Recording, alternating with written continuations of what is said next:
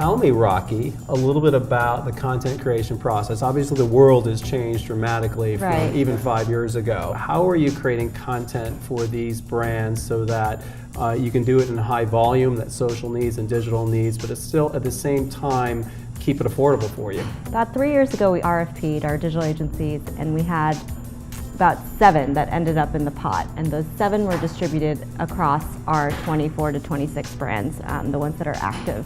Since then, which doesn't seem that long ago, we've seen that model kind of crumble. These big agencies that are great, they're great at like these big emotional pieces, they're great at those types of creative that win awards.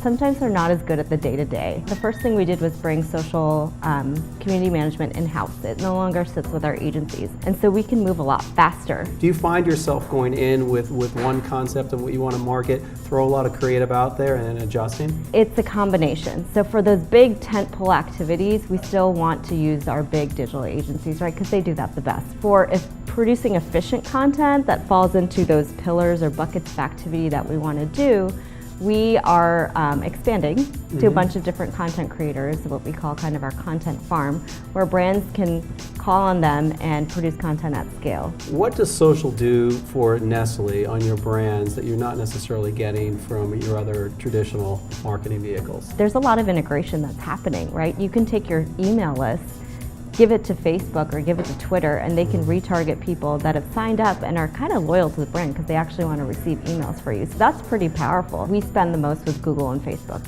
right? Hands down. It's not necessarily because of YouTube, it also includes search.